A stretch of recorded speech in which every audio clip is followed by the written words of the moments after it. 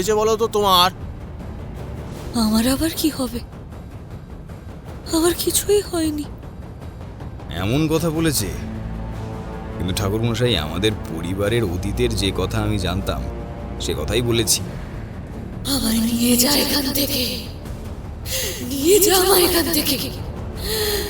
আমার যে বড় কষ্ট, নিয়ে যা আমায়। একটু আগে জলের মধ্যে কিছু একটা ছিল, তুমি ওদিকে যেও না। জলের মধ্যে আমি একটা শব্দ শুনতে পেয়েছি। খুব শখ হয়েছে না? খুব শখ হয়েছে। কি করবি? বিয়ে?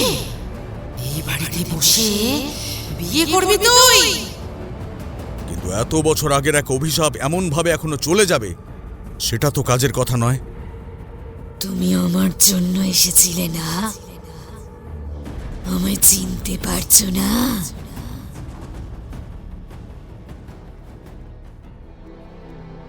আপনারা শুনছেন অনু অডিও ফিল্মস।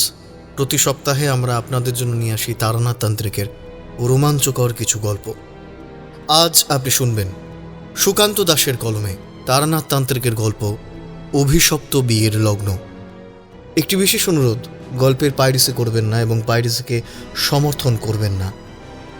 গল্প শুনে ভালো লাগলে অবশ্যই আমাদের চ্যানেলটি সাবস্ক্রাইব করে বেল আইকন প্রেস করে রাখবেন এবং অবশ্যই গল্প শুনে আপনার কেমন লাগলো আপনার মূল্যবান মতামত আমাদের কমেন্ট বক্সে জানাতে ভুলবেন না। শুরু হচ্ছে আজকের গল্প সুকান্ত দাশের কলমে অভিশপ্ত বিয়ের লগ্ন।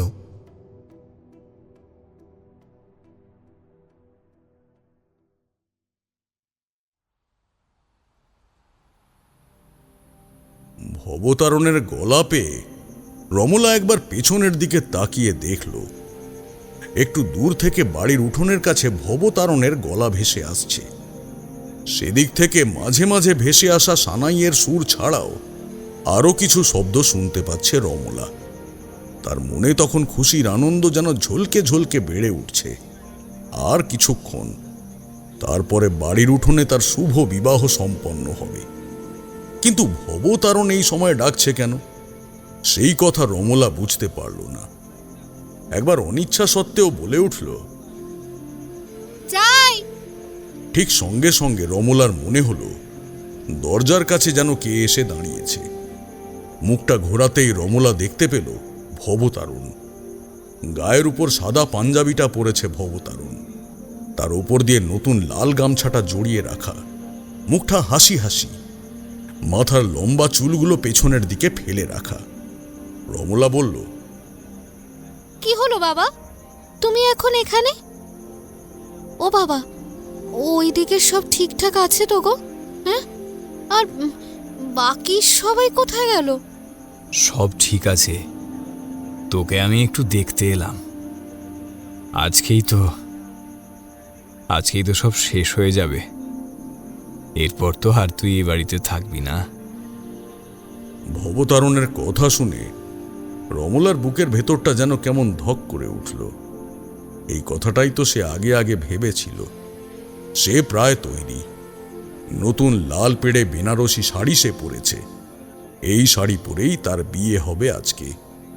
নিচে উঠোনের কাছে লোকজন রয়েছে, একটু পরেই মেয়ে মানুষের দল তাকে নিতে আসবে।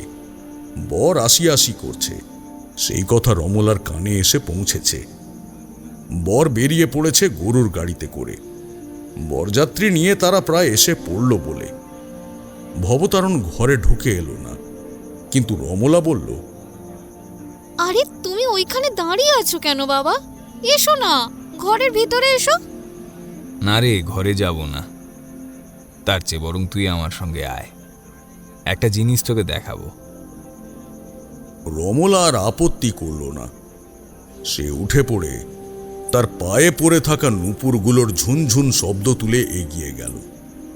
নূপুরগুলো বিয়েতে বসার আগে খুলে রাখবে বলে ঠিক করেছে। বাড়িটা দোতলা, পেছনের দিকের একটা সিঁড়ি বেয়ে নিচের দিকে নেমে গেল ভবতারণ, তার পেছনে রমলা। এদিকটা অন্ধকার মতো হয়েছে। সামনের দিকে এত আলো যে পেছনের দিকে এই সন্ধ্যার অন্ধকারে চাঁদের অল্প আলো ছাড়া আর কিছুই নেই। রমলা একবার কেমন যেন অবাক হয়ে গেল। বাড়ির পেছনে এইদিকে তার বাবা তাকে নিয়ে যাচ্ছে কেন? কি হলো বাবা? এই সময় তুমি আমায় এমনভাবে বাড়ির পিছনের দিকে নিয়ে এলে কেন? আহা, আমার সঙ্গে চুপ করে আয় না, চল ওইদিকে চল, তারপর দেখতে পাবি।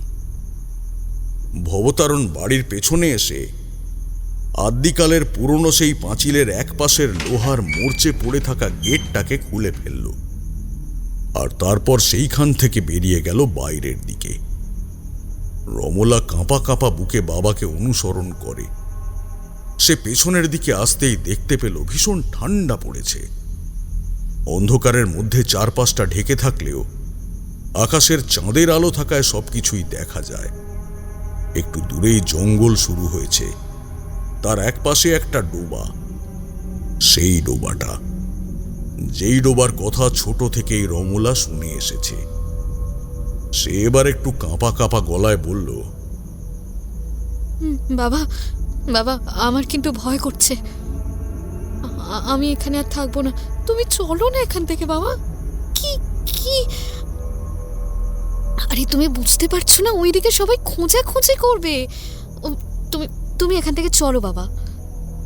ভবতারণ এতক্ষণ সামনের দিকেই চুপ করে দাঁড়িয়েছিল, কোনো কথা বলছিল না।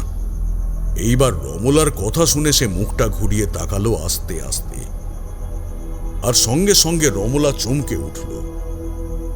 গোটা শরীরটা ভবতারণের মতো হলেও তার মাথার উপরে ওটা কার মুখ বসে আছে?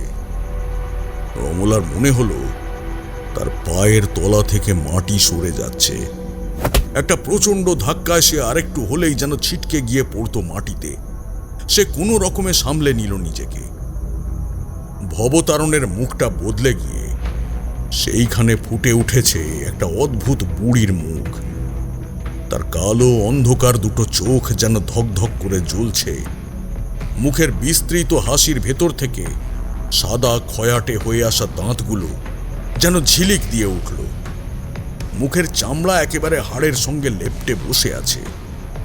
মাথার সাদা সনের মতো চুলগুলো অল্প অল্প হাওয়াতে উড়ছে।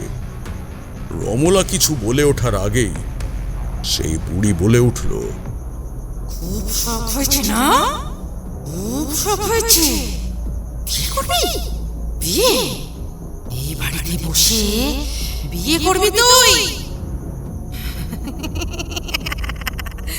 জানিস না, তুই জানিস না, আমি থাকতে আমি আমি এই বাড়িতে কাউকে সুখ হতে দেব না, কাউকে না।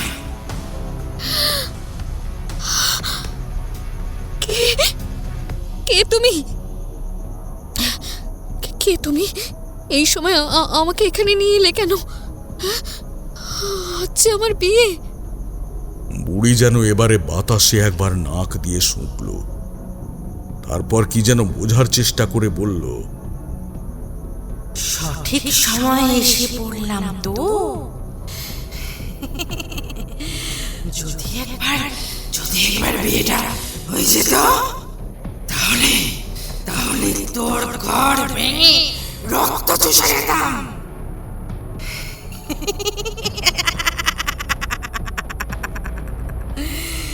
বিয়ের গন্ধ গায়ে লেগে থাকলে রক্ত মাংস খেতে যা লাগে না, সে কি স্বাদ! আগে কতবার খেয়েছি।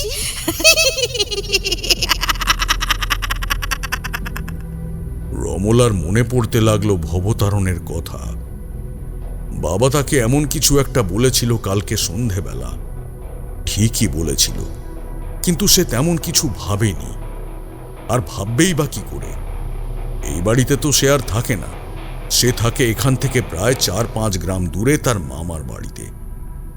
ততক্ষণে বুড়িটা সামনে এগিয়ে এসেছে। রমলা যেন চেষ্টা করেও পেছনের দিকে সরতে পারল না।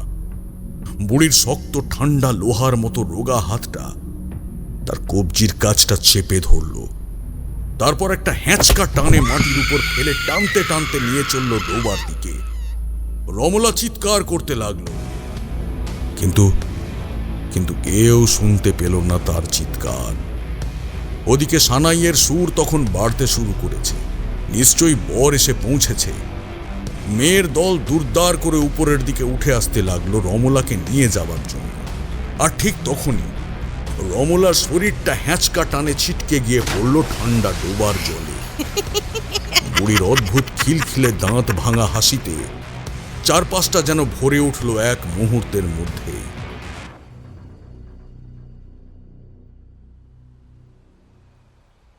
কিশোরী এতক্ষণ চুপ করে বসেছিল। তারানাথের কথা শুনে কিশোরী সহজে কিন্তু চুপ করে থাকে না। আজ যে চুপ করে ছিল তার অবশ্য একটা অন্য কারণ আছে। কিন্তু এবার আমি বললাম, না না, এটা ঠিক কথা নয়। বিয়ের সঙ্গে এই সব কিছুর সম্পর্ক আছে নাকি? আমি কিন্তু এটা বিশ্বাস করতে পারলাম না। কারণ বিয়ে তো আমারও হয়েছে। তাছাড়া এর আগে অনেক বিয়ে আমি নিজেও দেখেছি। বিপদ যে সব সময় হয় তা কিন্তু নয়। গায়ে হলুদ হয়ে যাবার পর থেকে বিয়ের অষ্টমঙ্গলা। এই সময়টুকু পর্যন্ত অতি সাবধানে থাকতে হয়। বিশেষ করে মেয়ে মানুষদের। তাদের গায়ে বিয়ের গন্ধ লেগে থাকে। আর সেই গন্ধ কিন্তু অশরীরীদের আকৃষ্ট করে। এমন একটা ব্যাপার ঘটেছিল। সেই কথা তোমাদের অন্য সময় বলবো। আজ যেটা বলতে বসেছিলাম সেটাই আগে বলি। তার মানে আপনি বলতে চাইছেন ওই সময়ের মধ্যে কোনো বিপদ হতে পারে, আর সেই বিপদ অশুভ শক্তি মানে ওই অতৃপ্ত আত্মাদের দ্বারাই হয়ে থাকে? দেখো, অতৃপ্ত আত্মা কেন হয় সে কথা তো তোমরা জানোই। কোনো মানুষ যদি অতৃপ্তি নিয়ে মারা পড়ে তবে তারই আত্মা হয় অতৃপ্ত আত্মা। এইবার কোনো মানুষ কিংবা কোনো মেয়ে মানুষ তার বিয়ের আগে বিয়ের অতৃপ্ত স্বাদ নিয়ে মারা গেছে। এইবার সে এমন কোনো মানুষের শরীর খুঁজবে যার মধ্যে দিয়ে সে নিজের স্বাদ পূরণ করতে পারে। মানুষকে ভূতে কেন ধরে? তার দুটো কারণ থাকে। তারানাথ এমনভাবে কথাগুলো বলতে লাগলো যেন মনে হলো আমরা ওই পাঠশালার ছেলেপুলের দল, আর তারানাথ আমাদের শিক্ষক মহাশয়। কিন্তু কিশোরী মধ্যস্থতা করে বলল, আপনি তো বলেছিলেন এক, বিপদে পড়ে মানে কোনো মানুষের কারণে সে অতিষ্ঠ হয়ে পড়লে, আর দুই, কোনো স্বাদ পূরণ করার জন্য। তার মানে আপনি বলতে চাইছেন বিয়ের স্বাদ পূরণ করার জন্যই? ঠিক কথাই বলেছ। এমনটা আগেও হয়েছে। বললাম না, সেই কথা তোমাদের পরে বলবো। সেটা তেমন গুরুত্বপূর্ণ নয়। তবে আজ যেটা বলবো বলে ঠিক করেছি সেটাই তোমাদের বলি। তারানাথের কথায় আমি আর কিশোরী চুপ করলাম। আজ সকালে যখন তারানাথের বাড়িতে আসার জন্য বেরোবো করছি, এমন সময় গিন্নি বলল, আমরা যেখানে থাকি সেখানে একটি বিয়ের অনুষ্ঠান হতে চলেছে। আমাদের বাড়িতেও নিমন্ত্রণ করতে এসেছিল। আমাদের পাড়ার ভট্টাচার্য মশাইয়ের পরিবারের কাজ, তাঁরই মেয়ের বিয়ে, আর সেক্ষেত্রে আমাদের নিমন্ত্রণ জানিয়েছে। দিন তিনেক পরে সেই শুভক্ষণ। সেই কথা শুনে বাড়ি থেকে রাস্তায় নেমেই কিশোরীর সঙ্গে দেখা হয়। তাকে এই বিয়ের কথাটা বলতেই কিশোরী বলেছিল, এসব ঠিক আছে, কিন্তু একটা কথা জানো কি? এই আমার এক দুঃসম্পর্কের আত্মীয়ের মেয়ের বিয়ের সময় মাসির সঙ্গে আমি সেখানে গিয়েছিলাম। আর সেখানে গিয়ে কিন্তু এক অদ্ভুত সমস্যা হয়েছিল। বিয়ের আগে আগে কিংবা পরে কোনো এক সময়ে সেই মেয়েকে ভূতে ধরেছিল। হ্যাঁ, ঠিকই শুনেছ, ভূতে ধরেছিল। সেই রাতের বেলা বিয়ের অনুষ্ঠানে, বাপরে, সে এক মানে ভয়ানক কাণ্ড। অতি কষ্টে বরপক্ষকে রাজি করিয়ে তারপর তার পরের দিন সব কিছু ঠিক করিয়ে তবে তাকে পাঠানো হয়েছিল। তবে গোটা জীবনে তার কিন্তু আর কোনো সমস্যা হয়নি। আশ্চর্য! ভূতে ধরার জন্য আর কোনো দিন পেল না, একেবারে বিয়ের দিন। আরে তাহলে তোমায় আর বলছি কি, আর বলো না, এই এক সমস্যা হয়েছিল। তবে তাদের গ্রামে বাড়ির একদম পেছনেই ছিল একটা আশশাওড়ার গাছ। যে ওঝা এসেছিল সে কি বলেছিল জানো? সে বলেছিল সেই গাছ থেকেই নাকি ওই খারাপ কিছু একটা তার শরীরে এসে ঢুকেছিল। অথচ এতদিন ধরে সে এখানে থাকলেও তখন কিছুই হলো না। কিশোরীর কথার উত্তর আমার কাছে ছিল না। তাই মটলেনে তারানাথের কাছে এসে যখন সে সমস্ত কথা জানতে চাইলাম, তখন তারানাথ নিজেই আমাদের সব খুলে বলল। এরপরই তারানাথ কথায় কথায় বলতে শুরু করলো অন্য কথা। আসলে তারানাথের কাছে এলে নানা বিষয় নিয়ে কথা বলতে বলতে প্রথমত অনেক জ্ঞান পাওয়া যায়, তবে শুধু সেই জ্ঞান নয়, তারপরে তার মুখে যে আশ্চর্য গল্প শোনা যায় সে কথা অনেক দিন পর্যন্ত মনে থাকে। আমি আর কিশোরী সেই গল্প শোনার জন্য অধীর আগ্রহে অপেক্ষা করে আছি। তারানাথ পাসিং শোয়ের প্যাকেট থেকে একটা সিগারেট তুলে নিয়ে তাতে অগ্নিসংযোগ করে সুখ টান দিতে দিতে বলতে লাগলো, তোমরা যখন বিয়ের কথা বললে তখন সেই কথাটাই মনে পড়ল প্রথমে, বুঝলে। একবার এমন এক অদ্ভুত সমস্যার মধ্যে গিয়ে পড়েছিলাম যে সেইখান থেকে সহজে বেরিয়ে আসা যেমন মুশকিল, তেমন পরিস্থিতি হয়ে উঠেছিল ভয়ঙ্কর। তখন একবার গ্রামে ফিরে এসেছি। আসলে মাঝে মাঝে গ্রামে ফিরে আসতে হতো মায়ের কথা শুনে। বাইরে হয়তো কোথাও গিয়েছি, আমাদের গ্রামের কারোর সঙ্গে দেখা হয়ে গেল। সে জানালো যে মায়ের শরীরের অবস্থা ভালো নয়। তো সেই মতোই একবার ফিরে এসেছিলাম। বেশ কয়েকদিন বাড়িতে কাটিয়ে সেইখানে থেকে ফিরে যাব করে ভাবছি। এমন সময় একদিন প্রায় দুপুরের সময় একজন লোক এসে উপস্থিত হয়। গরুর গাড়ি নিয়ে আমাদের বাড়ির একদম কাছাকাছি একটা জায়গা পর্যন্ত সে এসেছে। সেইখানে গরুর গাড়ি রেখে দু একজনের কাছে খোঁজ নিয়ে আমার বাড়িতে এলো। আমি তখন দাওয়ার কাছে বসে একটা দাঁ দিয়ে বাঁশের বাঁখারি চেঁচে চলেছি। বেড়াটা একপাশে ভেঙে পড়েছে, সেটাই ঠিক করতে হবে বলে। তাছাড়া বাড়িতে খাওয়া শোয়া আর বিশ্রাম, এছাড়া তো আর তেমন কোনো কাজ নেই আমার। এত বিশ্রাম তো আর সহ্য হয় না। কিছু একটা কাজ করতে পারলে তাই নিয়েই থাকবো। তাতে এমনই এক দুপুরে সে এসে উপস্থিত। তার নামটা তোমাদের আগেই বলে রাখি, যদিও আমি নামটা জেনেছিলাম অনেক পরে, তবে তার নাম হচ্ছে ভবতারণ। সে আমায় খানিকক্ষণ নিরীক্ষণ করল, তারপর বলল, ঠাকুরমশাই কি আপনি? মানে ওই তারানাথ তান্ত্রিক? আমি সেই ব্যক্তি, আপনি যার খোঁজে এসেছেন। কিন্তু ব্যাপারটা কি বলুন তো? ভবতারণ হাত জোড় করে প্রণাম করল, তারপর দুই হাত জোড় করে বলল, আসলে আপনার বয়স অনেকটাই কম বলে মনে হচ্ছে।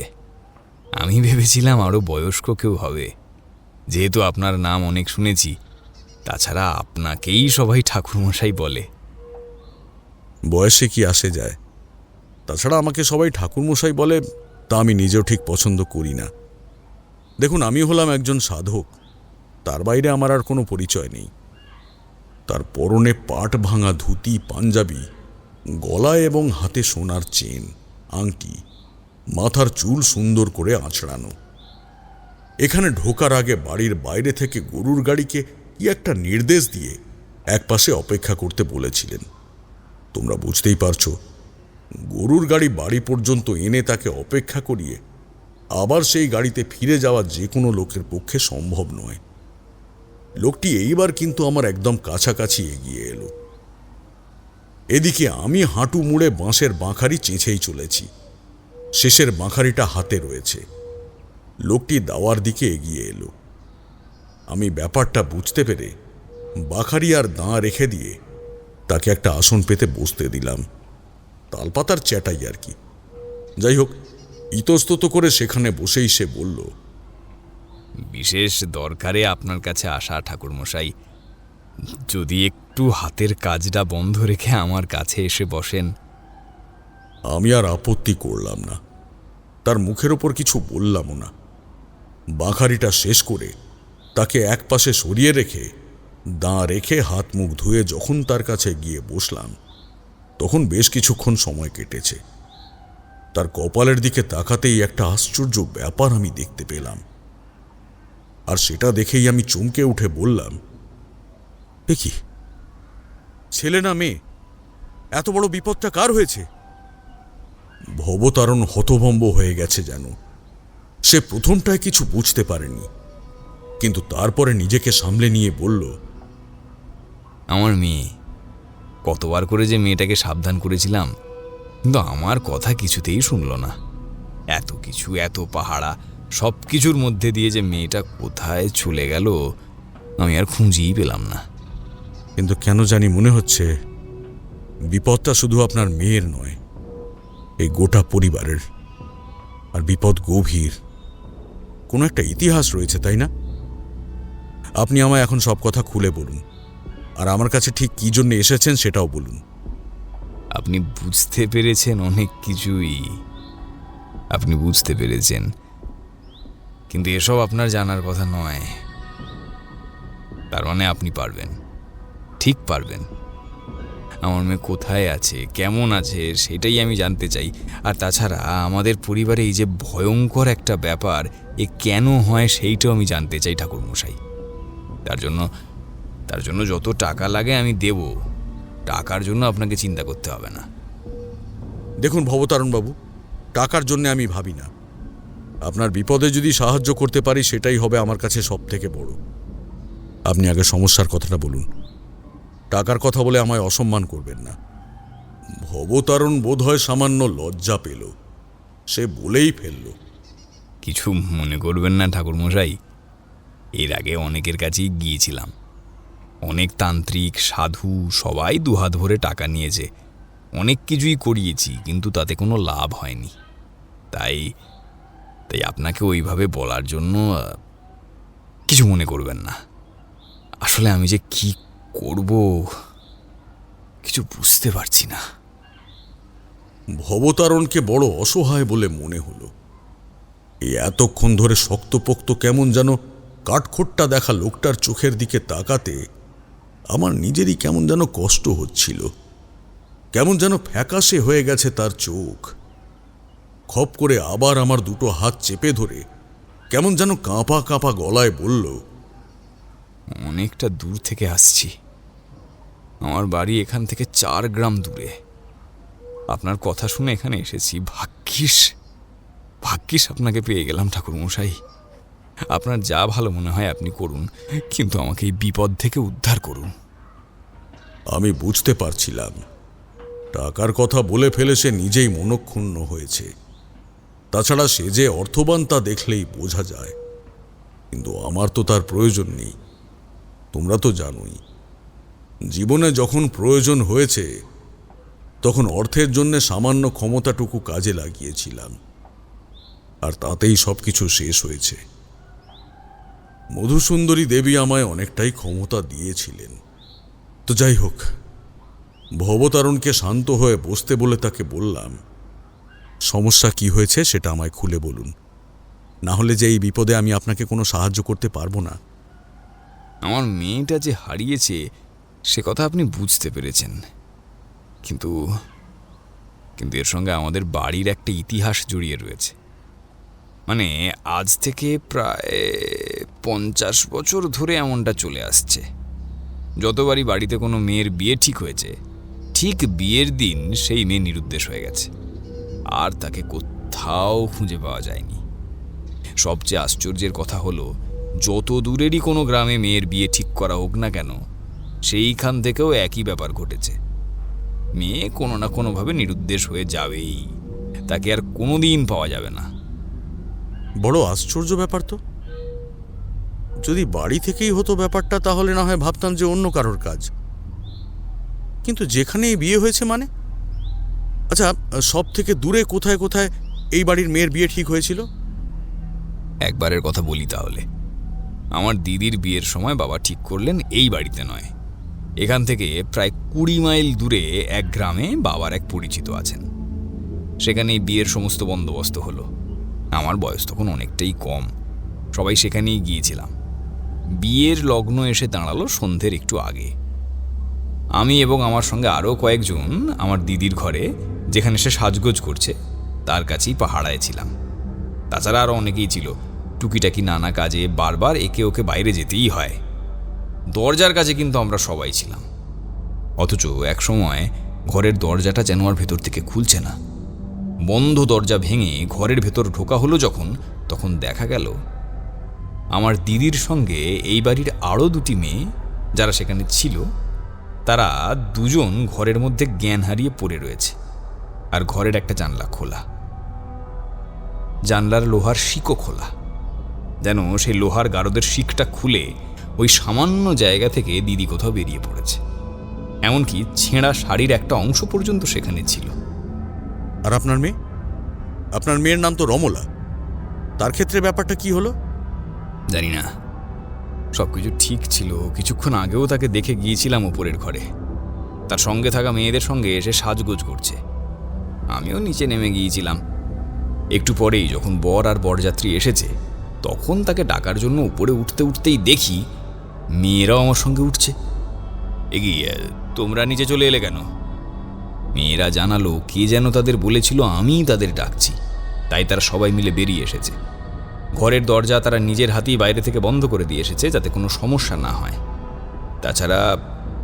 তাছাড়া সিঁড়ির কাছেও লোক থাকার কথা। সবাই কোনো না কোনোভাবে সেখান থেকে সরে গিয়েছে। হয় তাদের কেউ ডেকেছে, না হলে তারা কোনো কারণে মুহূর্তের জন্য ওখান থেকে সরে যায়। এর মধ্যে ঘরের দরজার ছিটকানিটাও এমনকি বাইরে থেকে দেওয়া রয়েছে। সেই ছিটকানি খুলে ঘরের ভেতর ঢুকে দেখলাম সবকিছু ঠিক আছে, শুধু আমার মেয়ে রমলা, যে নতুন বউয়ের সাজে ছিল, এ আর ঘরের মধ্যে নেই। এদিকে ভবতারণের গলা কেমন যেন ধরে এসেছিল। অতি কষ্টে সে বলল, ঠাকুর মশাই, আমি জানি না এসব কি হচ্ছে, কিন্তু আমি কখনো কোনোদিন এই বাড়িতে কোনো কিছু দেখতে পাইনি। তবে প্রত্যেকবার বিয়ের সময় যে কেন এমন হয় সেটা আমি এখনো বুঝে উঠতে পারলাম না। কারণ তো কিছু একটা আছেই ভবতারণ বাবু, আর সেটা বোঝার জন্য আমাকে ওখানে যেতে হবে। ভবতারণ আমায় নিয়ে তার গ্রামের বাড়িতে যাওয়ার জন্য তৈরি হলো। গরুর গাড়ির ব্যবস্থা করাই ছিল। বাড়িতে কথা বলেই তৈরি হয়ে তার সঙ্গে আমি বেরিয়ে পড়লাম সেই দিন তরাইপুরের উদ্দেশ্যে। তার মানে ভবতারণের পরিবারের কোনো মেয়ের বিয়ে হলেই সেই রাতেই সে নিরুদ্দেশ হয়ে যেত, তাকে আর কোথাও খুঁজে পাওয়া যেত না? না, এই 50 বছরে এমন ঘটনা বেশ কয়েকবার ঘটেছে। তবে একটা ব্যাপার কিন্তু খেয়াল করার মতো ছিল, এমন ঘটনা যে কটা ঘটেছে প্রত্যেকটা কিন্তু সেই পরিবারের, অর্থাৎ এই ভবতারণ চাটুর্যের পরিবারের রক্ত যেই মেয়েদের শরীরে বইছে সেই মেয়েদের। মানে এই পরিবারের ছেলেদের বিয়ের সময় কিন্তু কোনো সমস্যা হতো না, সমস্যা সব হতো মেয়েদের, তা যত দূরেই তারা থাকুক না কেন। এমনকি ভবতারণের এক পিসির মেয়ের ক্ষেত্রেও কিন্তু এমনটাই হয়েছিল। বড়ই আশ্চর্যের ব্যাপার, কিন্তু এমন হওয়ার কারণ কি ছিল? ভবতারণ অনেক চেষ্টা করেছিল, আর সেই চেষ্টা করতে গিয়েই তাকে অনেক অর্থও খরচ করতে হয়েছিল। সেই জন্যেই প্রথমত হয়তো সাধু সন্তদের প্রতি তার মন একরকম উঠে গিয়েছিল। কিন্তু নিজের মেয়ের এমন অবস্থা হওয়ার পরে সে আর শান্ত হয়ে থাকতে পারে না, আমার কাছে এসেছিল। ভবতারণের সাথে তরাইপুর গ্রামে যখন গিয়ে পৌঁছালাম, তখন প্রায় সন্ধ্যা নামতে শুরু করেছে। ভবতারণদের বাড়িটা দোতলা, বেশ বড় বাড়ি। পুরনো আমলের বাড়িটা চারপাশে উঁচু পাঁচিল দিয়ে ঘেরা। সেই পাঁচিল যদিও এখানে ওখানে এখন ভেঙে পড়েছে। আমরা পৌঁছতেই গরুর গাড়ির শব্দ শুনে ভবতারণের বাড়ির কাজের লোক মদন বাইরে বেরিয়ে এলো। আমাদের দেখে বলল, আপনি এসেছেন বাবু, তাড়াতাড়ি আসুন। গিন্নিমা তখন থেকে কেমন করছে, কোনো কথাই শুনতে চাইছে না। দুপুর থেকে কোনো কিছুই খায়নি। আরে না খেয়ে থাকলে কি সব ঠিক হয়ে যাবে মদন? ঠাকুরমশাই আমার সঙ্গে এসেছেন, যদি কোনো কিছু করতে পারেন। এখন ঠাকুরমশাইকে ভেতরে নিয়ে চলো, আমি দেখি ওইদিকে আবার। ভবতারণ বাবু, আপনার স্ত্রীকে খাওয়া দাওয়া করতে বলুন, এইভাবে কোনো কিছু ঠিক হবে না। আমি যখন এসেছি তখন কোনো না কোনো একটা ব্যবস্থা ঠিক খুঁজে বার করবই। মদন আমায় নিয়ে চলে গেল। ওদিকে ভবতারণ চলে গেল অন্যত্র। দোতলার একটা ঘরে আমার থাকার ব্যবস্থা করে দিল মদন। পরে বুঝেছিলাম ওই বাড়িতে ভবতারণ আর তার স্ত্রী কমলা ছাড়া তাদের পরিবারের লোকজন আর কেউ তেমন থাকে না। বাকি যে কয়েকজন রয়েছে হয় কাজের লোক, আর না হলে রান্না বান্না করার লোক আর না হলে অন্য কেউ। তবে দুজনেই থাকে দোতলায়। দোতলায় বাকি লোকেদের আসার নিয়ম নেই। আমার মতন কেউ বাইরে থেকে এলে তার জন্যে দোতলায় থাকার ব্যবস্থা হয়। দোতলায় আমার জন্যে ঘর বরাদ্দ করে মদন চলে যাওয়ার সময় বলল, ঠাকুর মশাই, এই ঘরে থাকুন। কোনো সমস্যা হলে আমায় বলবেন, আমি সব সময় এখানেই আছি। এই বলে মদন চলে গেল। সন্ধ্যার তখন অন্ধকার নেমেছে। একটা বড় ঘর আমার জন্য বরাদ্দ করে দেওয়া হয়েছে। নরম বিছানা, পরিষ্কার করে সব গুছিয়ে রাখা। ঘরের মধ্যে প্রয়োজনের সমস্ত জিনিসপত্রই আছে। ঘরের দরজা বন্ধ করে আমি জানলার কাছে গিয়ে দাঁড়ালাম। পুরনো আমলের বাড়ি, জানলাগুলো বেশ বড় বড়। গরাদের কাছটায় দাঁড়িয়ে বাইরে তাকিয়ে দেখলাম পেছনে উঁচু পাঁচিল পেরিয়ে গেলে খানিকটা ফাঁকা জায়গা, তার পেছনে একটা ডোবা। আশেপাশে সব জঙ্গল মতো রয়েছে। অনেকটা দূরে পেছনের দিকের মাঠের মতো ফাঁকা জায়গাটা দেখা যায়। চাঁদের আলো এসে পড়েছে। ঠিক সেই চাঁদের আলোর মধ্যে ডোবার দিকে তাকিয়ে একটা ব্যাপার দেখে আমি আশ্চর্য হয়ে গেলাম। দেখি ডোবার এক পাশ ধরে একটা সাদা কাপড় পরা কে যেন হেঁটে হেঁটে চলে যাচ্ছে। মানে ডোবার এক পাশ দিয়ে হাঁটতে হাঁটতে অন্য পাশে যাচ্ছে। দৃশ্যটা হয়তো খুবই সাধারণ, কিন্তু আমার কেমন যেন একটু অদ্ভুত লাগলো। পেছনের দিকে, অর্থাৎ ওই দিকটায় বসতি বলতে তেমন কোথাও কিছুই নেই। তাহলে সাদা কাপড় পরা মেয়েটা যাচ্ছে কোথায় ওই দিকে? কথাটা মনে হতেই কেমন যেন একটা খটকা লাগলো। তাই তো, কোথায় গেল সে? একটু আগে দেখতে পেলাম এর মধ্যে যেন কোথায় মিলিয়ে গেছে। ব্যাপারটা কিন্তু আমার মনের মধ্যেই রইল। রাতের বেলা মদন আমার খাবার আমার ঘরে দিয়ে গিয়েছে। তাকে ডেকে বললাম, মদন, তোমার গিন্নিমার কি হলো?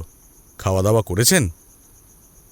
গিন্নিমাকে আর দোষ কি দিই বলুন তো ঠাকুর মশাই? মেয়েটা যেন ফুলের টুকরো ছিল, এমনভাবে কোথায় চলে গেল। আমাদেরই মন খারাপ হয়ে যায়। আমায় সব সময় চোখে চোখে রাখতে বলতো। মেয়েটা আমায় মদন দাদা ছাড়া কথাই বলতো না। এমন মেয়েটার যে কি হলো ঠাকুর মশাই! মদনের চোখে জল এলো। তাকে বললাম, আচ্ছা মদন, এই বাড়িতে এর আগে কোনো অদ্ভুত ব্যাপার ঘটেছে? মানে এই যে তোমাদের বাড়ির মেয়ে রমলা, বিয়ের আগে হঠাৎ করে কাউকে কোনো কিছু না বলে চলে গেল, এরকম কি আগেও কখনো সে করেছে?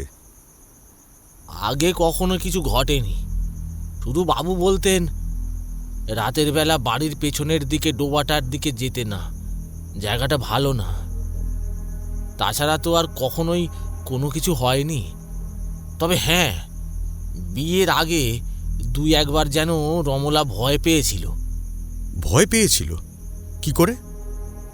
কাউকে বলবেন না ঠাকুর মশাই। বিয়ের বেশ কয়েকদিন আগে এই আমাদেরই তো কারোর উপর আসার নিয়ম নেই প্রয়োজন ছাড়া, বিশেষ করে রাতের বেলা। আপনি যে ঘরে আছেন ওই পাশের ঘরে রমলা থাকতো। বাবুকে ব্যবসার কাজে মাঝে মাঝে এখানে ওখানে যেতে হতো। সে যখন বাড়ি থাকতো তারা সবাই এক ঘরে ঘুমোতে যেত। কিন্তু বিয়ে ঠিক হওয়ার পর রমলা আলাদা ঘরে ঘুমোতো, আমরা নিচেই থাকতাম। আর ঘরে একজন কাজের মেয়ে রাতের বেলা মেঝেতে শুয়ে ঘুমোতো, যাতে সে একা একা না ভয় পায়। সেদিন রাতের বেলা হঠাৎ করে কাজের মেয়েটার চিৎকার শুনে আমরা তাড়াতাড়ি উপরে ছুটে যাই। আমরা বলতে আমি, রান্নার লোক গোবিন্দ, আর আর ওই বাড়ি পাহারা দেওয়ার একজন বুড়ো দারোয়ান হরিসাধন। সে হাঁটা চলা ভালো করতে পারে না, কিন্তু অনেক দিন এখানে থাকে, তাই তাকে আর কাজ থেকে ছাড়ায়নি বাবু। তারপর কি হলো? তাড়াতাড়ি ছুটে যখন উপরে আসি, দেখতে পাই কাজের মেয়েটা বারান্দার কাছে ভয় পেয়ে দুটো হাত দিয়ে কান চেপে ধরে চিৎকার করছে। রমলা তার খাটে নিজের মতো বসে রয়েছে জানালার দিকে তাকিয়ে। ঠিক সেই সময় মনে হলো জানালার বাইরে কে যেন একটা রয়েছে। বিশ্বাস করবেন না ঠাকুর মশাই, দোতলার জানালা, তাও এত উঁচুতে। জানালার কাছে দাঁড়িয়ে থাকার জন্য কোনো কিছু বেয়ে যে উপরে উঠবে তার ব্যবস্থাও নেই। ঝট করে ঘরের মধ্যে ঢুকলাম আমি। ঘরের ভেতরটা অন্ধকার।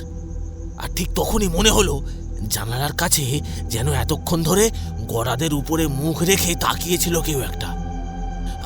আমায় ঘরে ঢুকতে দেখেই সে তাড়াতাড়ি সেখান থেকে সরে গেল। রমলা তখন জানলার দিক থেকে চিৎকার করে ছুটে এলো আমার দিকে। রমলাকে নিয়ে ঘর থেকে যখন বেরিয়ে এলাম ততক্ষণে গিন্নিমা এসে গিয়েছে সেখানে।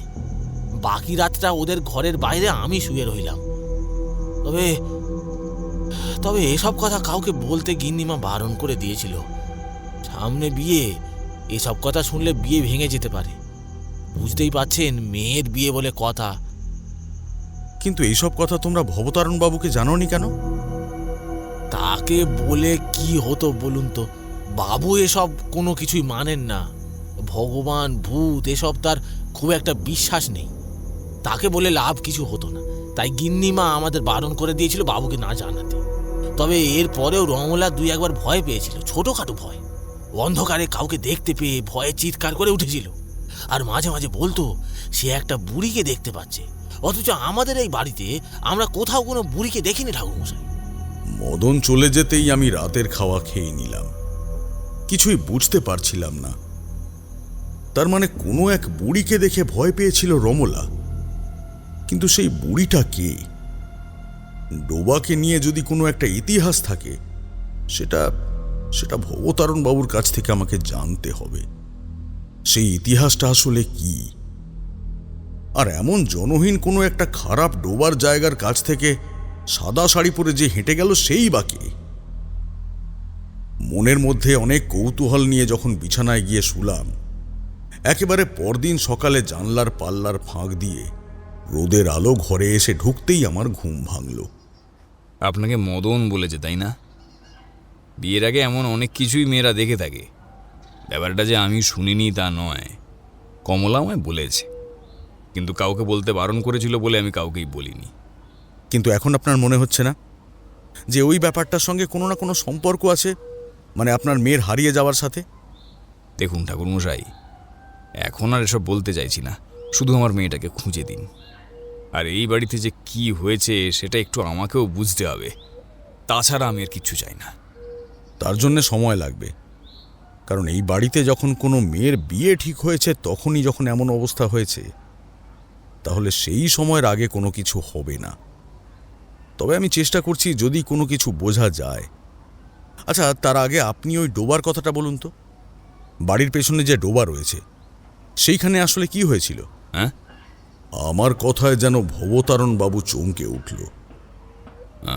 ওই ডোবার ওখানে তেমন কিছু হয়নি। তাছাড়া ও আজ থেকে অনেক বছর আগের কথা। কিন্তু আপনি যদি জানতে চান আমি বলতে পারি। তবে আমি যেটুকু জানি সেইটুকুই বলতে পারবো। ভবতারণ বাবুর সঙ্গে আমি বসেছিলাম উঠোনের কাছে। উঠোনে রোদ এসে পড়েছে। একটু আগে বাড়ির কয়েকজন কথা বলছিল। তার স্ত্রীর সঙ্গে দেখার সুযোগ পেলেও কথা হয়নি। ভাবলাম আগে ভবতারণ বাবুর কাছ থেকে ডোবার ব্যাপারে জেনে নিই, তারপর না হয় আস্তে আস্তে ওই ভবতারণ বাবুর ছেলের সঙ্গে কথা বলবো। এই ভেবে ভবতারণ বাবুর কাছে বসেছিলাম, আর তিনিও বসে ডোবার ব্যাপারে বললেন। আজ থেকে অনেক বছর আগের কথা, ওই 50 বছরের চেয়েও বেশি আগের। যদিও আমার ঠাকুরদার মুখে শোনা, তবুও সেটাই বলি। আমাদের এই পরিবারে একবার একটা মেয়ে বিয়ে হয়ে এসেছিল আমাদের কোনো এক পূর্বপুরুষের সঙ্গে। তার নামটা আমার ঠিক মনে নেই, তবে তার মানসিক অবস্থা খুব একটা ভালো ছিল না। অনেকেই বলে সেই মেয়ে নাকি কালো জাদুর চর্চা করত। তার পরিবারের সকলেই কালো জাদুর চর্চা খুব ভালো করে করতে পারত। এই মেয়েটির সঙ্গে কোনোভাবে আমাদের পরিবারের কোনো এক পুরুষের পরিচয় দেখা সাক্ষাৎ হয়। তারপর বিয়ে পর্যন্ত ব্যাপারটা গড়িয়ে যায়। কিন্তু সমস্যা হয়ে দাঁড়ায় বিয়ের সময়। এই বাড়িতে বিয়ে ঠিক হয়েছিল, তো বিয়ের সময় কোনোভাবে গ্রামের লোকেদের কাছ থেকে জানা যায় তাদের পরিবারের এই কালো জাদুর চর্চার কথাটা। অনেকে বলে ওই মেয়েটি ওই পরিবারের থেকে হলেও সে কিন্তু ভালো, সে এসব করে না। আবার অনেকে বলে সেই নাকি সব থেকে ভালো এইসব বিষয়ে পারদর্শী। মানে বুঝতেই পাচ্ছেন, এমন অবস্থার মধ্যে বিয়ে যখন টালমাটাল হয়ে পড়ে, তখন সেই মেয়েটি নিজেই স্বীকার করে যে সে কালো জাদুর চর্চা করে, কিন্তু খুব বেশি নয়। তাছাড়া আজ পর্যন্ত তারা এই সমস্ত কিছু করে কারোর কোনো ক্ষতি করেনি। কিন্তু আমার পরিবারের লোকেদের রাজি হয় না। এক ডাইনির সঙ্গে নিজেদের ছেলের বিয়ে দিয়ে ছেলে এবং পরিবারের ভবিষ্যৎ তারা নষ্ট করতে চায় না। মেয়েটা চিৎকার করে বলেছিল, তোমরা ভুল করছো। আমার সঙ্গে যদি ওর বিয়ে না হয় তাহলে তার ফল কিন্তু ভালো হবে না। তারপর গ্রামের লোকেরা কেঁপে উঠেছিল, এমনকি আমার পরিবারের লোকেরাও। এইদিকে ওদের পরিবারের থেকে অল্প সংখ্যক লোক এসেছিল। বিয়েটা তাদের বাড়িতেই হওয়ার কথা, কিন্তু তার বদলে হচ্ছিল আমাদের এই বাড়িতে। আমাদের গ্রামের লোকেদের মারমুখী রূপ এবং বাড়ির লোকেদের অমতের কাছে ওরা প্রথমে তো কিছুই করতে পারে না, কিন্তু মেয়েটি অনেক চেষ্টা করেছিল। শেষ পর্যন্ত তাকে হাঁটাবার জন্য আমাদের বাড়ির কোনো এক স্ত্রী লোক তাকে আঘাত করে। অনেকে বলে যে তাকে বিয়ের মণ্ডপ থেকে মারতে মারতে বাইরে বার করে দেওয়া হয়েছিল। আমাদেরই পরিবারের কোনো একটি মেয়ে তা করেছিল। তা সেই মেয়েটি এই সমস্ত কিছুই হজম করেছিল। পথে দাঁড়িয়ে, মানে বাড়ির চৌহদ্দির বাইরে দাঁড়িয়ে সে বলেছিল, এর প্রতিশোধ আমি নেবই, যেভাবেই হোক এর প্রতিশোধ আমি নেবই।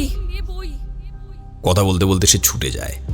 তার লোকেরা তাকে ধরার জন্য ছুটে যায় বটে, কিন্তু আমাদের বাড়ির লোক এবং গ্রামের লোকেরা তখন সেদিকে তেমন গুরুত্ব দেয় না। তারা নিজেদের মতন মণ্ডপ গুছিয়ে ফেলবার বদলে গ্রামেরই ভালো কোনো মেয়ের খোঁজ করতে থাকে, যার সঙ্গে আমার পরিবারের সেই পাত্রের বিয়ে দেওয়া হবে। কিন্তু এর মধ্যেই ঘটে যায় এক দুর্ঘটনা। ওই মেয়েটির সঙ্গে থাকা লোকেরা এসে জানায় মেয়েটি ডোবার জলে লাফিয়ে পড়ে আত্মহত্যা করেছে। এবার একটা কথা ভেবে দেখুন, যতই যাই হোক না কেন, কারোর মৃত্যু কখনোই কারোর কাম্য হতে পারে না। আমাদের পরিবার থেকে যে তাকে মারতে মারতে বাইরে বার করা হয়েছিল, সে কিন্তু কান্নায় ভেঙে পড়ে। সত্যি বলতে আমাদের গ্রামের লোকেরাও এমন কিছু চায়নি, শুধু ডাইনির সঙ্গে বিয়েটা দিতে চায়নি তারা। সকলে মিলে যখন সেখানে গিয়ে পৌঁছয়, দেখা যায় জলের ওপরে মৃতদেহটা মাথা নিচু করে ভাসছে। তার মাথা আর তার মাথায় অল্প অল্প চুলগুলো দেখা যায়। সেদিন আর বিয়ে হলো না। মৃতদেহ যখন তুলে আনা হলো, তখন দেখা যায় মৃতদেহের সামান্যতম বিকার কিন্তু ঘটেনি, আর তার মুখে কেমন একটা অদ্ভুত হাসি লেগে রয়েছে, যেন মেয়েটি ঘুমিয়ে পড়েছে। যে কোনো মুহূর্তে ঘুম থেকে উঠে চোখ খুলে তাকাবে। বিশ্বাস করবেন না ঠাকুরমশাই, আমি তো আর এসব নিজের চোখে দেখিনি। ঠাকুরদা বলেছিল তার মৃতদেহ যারা তুলেছিল তারা নাকি সবাই ভয় পেয়ে গিয়েছিল।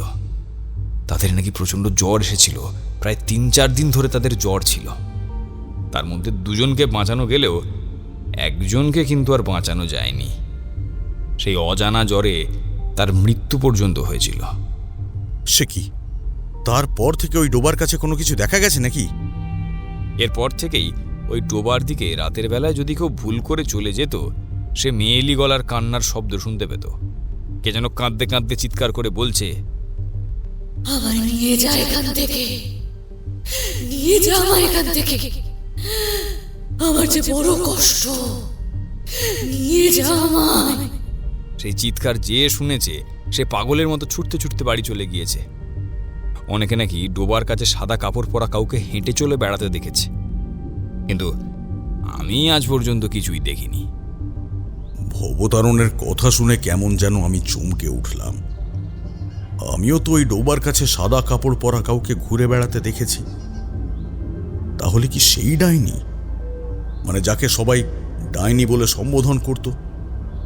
কিন্তু তাকে আমি দেখলাম কি করে? আর এত কিছুর মধ্যে একটা কথা বারবার মনে হচ্ছিল, তাহলে কি মেয়েটির অতৃপ্ত আত্মাই বারবার ফিরে আসে আর এই বাড়িতে কোনো মেয়ের বিয়ে হতে দেয় না? কিন্তু এই কথাটা মনে হলো না কেন? আমার মনের কথা বুঝতে পেরেই বোধহয় ভবতারণ বলে উঠল, কিন্তু এসব ঘটনা অনেক আগে ঘটেছে। ডোবার দিকে রাতে কেন, দিনের বেলাতেও কেউ যায় না, আর কোনো সমস্যাও থাকে না। কিন্তু একবার মনে হয়েছিল যে এইসবের জন্যই কি এই বাড়ির মেয়েদের এমন হচ্ছে। কিন্তু এত বছর আগে ঘটে যাওয়া একটা ঘটনা যার ব্যাখ্যাই এখন আর পাওয়া যায় না। তাহলে এমন কাজ সে কি করে করতে পারে? ভবতারণের কথা শুনে আমি আর চুপ করে থাকতে পারলাম না। আপনি ভুল করছেন ভবতারণ বাবু, আপনি ভুল করছেন। ওকে আমি নিজের চোখে দেখেছি, ওই ডোবার ধারে ও আছে। আর আমার তো মনে হয় সত্যি সত্যি ওই মেয়েটির অতৃপ্ত আত্মাই এই বাড়ির যে কোনো মেয়েকে বিয়ের সময় ডেকে নিয়ে যায়। আর শুধু ডেকে নিয়ে যায় বলে মনে হয় না, তাদের হত্যা করে। আমার তো মনে হয় রমলাকে আর জীবিত পাওয়া যাবে না। আমার কথায় ভবতারণ কেমন যেন ফ্যাকাশে মুখে আমার দিকে কিছুক্ষণ তাকিয়ে রইল। তারপর এমনভাবে দীর্ঘশ্বাস ফেলল যেন মনে হলো আমি যা বলেছি সেটা সে প্রথম থেকেই আন্দাজ করে রেখেছে। তাহলে তো আপনার ধারণাটাই ঠিক। ওই যে ডাইনি বলে যে মেয়েটিকে বাড়ি থেকে তাড়িয়ে দেওয়া হয়েছিল, তারই আত্মা কোনোভাবে ফিরে এসে এসব কাজ করছে, তাই তো? কিন্তু তাকে আটকানো যায় কি করে? মানে ভবতারণ বাবু তো আপনাকে সেই কারণেই নিয়ে গিয়েছিলেন। এতক্ষণ পর্যন্ত যা কিছু হয়েছিল তার সব কিছুই আমি শুনেছিলাম। আসল সত্যি কোনটা আমি তো দেখিনি। তাই ভবতারণের কথা শুনে মনে মনে স্থির করলাম, ওই ডোবাই যখন সবকিছুর মূলে রয়েছে, তখন ডোবার আশেপাশে আমায় একবার হলেও যেতে হবে। কথাবার্তা বলার পর ভবতারণ বাবু ব্যস্ত হয়ে বেরিয়ে পড়ল। আমি সেইখান থেকে উঠে সোজা গেলাম ভবতারণের গিন্নি কমলার কাছে। সে ক্লান্ত হয়ে ঘুমিয়ে পড়েছে। দিন কয়েক ধরে তার শরীরটা খুব একটা ভালো যাচ্ছে না। মদনকে বলে আমি ঘর থেকে বেরিয়ে পাঁচিলের চৌহদ্দি বরাবর গিয়ে পৌঁছালাম সেই ডোবাটার কাছে। ডোবাটা খুব বেশি বড় নয়, এপার থেকে ওপার ভালো করেই দেখা যায়। ডোবার জলও কেমন যেন শ্যাওলা মাখা, সবুজ সবুজ হয়ে রয়েছে। তবে ডোবার জলের কাছে এসে দাঁড়ালে কিন্তু একটা ব্যাপার মনে হয়। গাটা কেমন যেন ছমছম করে ওঠে। বারবার যেন মনে হয় ওই সবুজ ডোবার জলের ভেতর থেকে কি যেন একটা হাত তুলে আমাদের দিকে তাকিয়ে দেখার চেষ্টা করছে, অথবা ওই হাতটা কিছু একটা আঁকড়ে ধরে বাঁচার চেষ্টা করছে। চুপ করে কিছুক্ষণ দাঁড়িয়ে থাকতে থাকতে মনে হলো ঠান্ডা একটা হাওয়া কানের কাছ থেকে ছিটকে গিয়ে ডোবার জলের কাছে গিয়ে পড়ছে। মনে পড়ে গেল আগের দিন সাদা কাপড় পরা সেই মূর্তিটাকে। তাকেই তো কাল ডোবার পাশে দেখতে পেয়েছিলাম না? ভবতারণের কথা যদি সত্যি হয়, তাহলে ওই মূর্তিটা আর অন্য কেউ নয়। সেই যে মেয়েটি এই জলে ডুবে আজ থেকে 50 বছরেরও বেশি আগে মারা গিয়েছিল, সে। কিন্তু তার দেখা পাবো কি করে? এইখানে দাঁড়িয়ে থাকলে তো আর সে আমার কাছে আসবে না। কথাটা ভেবে সেখান থেকে চলে আসতে যাব, এমন সময় মনে পড়ল একটা কথা। ভবতারণ বলেছিল আজ থেকে অনেক বছর আগে যখন মেয়েটি তার পরিবারের সঙ্গে এখানে এসেছিল, তখন তার সঙ্গে কিছু লোকজন ছিল। আমি সঙ্গে সঙ্গে সেখান থেকে চলে এলাম। আর চলে আসার সময় ঠিক যেন মনে হলো পেছন থেকে একটা অবাক করা মেয়েলি গলায় কে যেন বলল, নিয়ে যা আমায়, নিয়ে যা এখান থেকে, নিয়ে যা বলছি। তারানাথ চুপ করতেই আমরা অবাক হয়ে তাকিয়ে রইলাম। গল্পটা যে কোথা থেকে কোন দিকে যাচ্ছে তা এখনো বুঝে উঠতে পারছি না। ডোবার জলে যে কিছু একটা আছে সেটা জানি, কিন্তু তা উদ্ধার হবে কি করে? আর তাছাড়া তারানাথ তান্ত্রিক কি পারবেন এতগুলো বছর ধরে চলে আসতে থাকা একটা অভিশাপকে শেষ করতে? বাইরে টিপটিপ করে বৃষ্টি নেমেছিল। সেই বৃষ্টির দিকে তাকিয়েছিল কিশোরী। আমি বললাম, না না, আমার কেমন যেন একটা অন্য ব্যাপার মনে হচ্ছে। কোথাও কি কোনো গন্ডগোল হয়েছিল? তারানাথের মুখে একটা মৃদু হাসি ফুটে উঠল। তোমাদের কথার উত্তরে হ্যাঁও বলতে পারি না, আবার নাও বলতে পারি না। যেটা যখন শোনার দরকার সেটা তখন না শুনলে গল্পের আসল মজাটাই যে নষ্ট হয়ে যাবে। তাই তোমরা একটু চুপ করে বসো তো দেখি। হ্যাঁ, তারপরে যা বলছিলাম শোনো। সেই ডোবার পাড় থেকে চলে তো এলাম, ভবতারণকে বাড়িতে পেলাম না। তার স্ত্রী কমলার সঙ্গে কথা বলা সম্ভব নয়। আমার কাছে রইল শুধুমাত্র মদন। মদন এই ব্যাপারে অনেক কিছুই জানে। মদনের সাহায্যে খোঁজ করে দেখলাম এই গ্রামের বয়স্ক মানুষ কারা রয়েছে। ভবতারণ এই বিষয়ে কিছুই জানল না। দুদিনের মাথায় এক বয়স্ক মানুষকে পাওয়া গেল। তার বয়স প্রায় 70-এর কোঠায়। সে যখন অনেক ছোট তখন এই গ্রামে ওই ব্যাপারটা ঘটেছিল। সে নিজেও কিছু দেখেছে এবং কিছু তার বাবার কাছ থেকে শুনে শুনে তার মনে রয়েছে। তার নাম জগৎমোহন চক্রবর্তী। সে বলল, ওই বাড়িতে থেকো না, বুঝলে? ওই বাড়িতে থেকো না, ও জায়গা ভালো না। কেন বলুন তো? আমি তো ওই বাড়িতে ভবতারণ বাবুকে সাহায্য করার জন্য এসেছি। ওদের ওদের পরিবারের লোকেরা যা করেছিল, তারপরে আর ওই বাড়ির লোকেদের সাহায্য করার জন্য গ্রামের লোকেরা যায় না।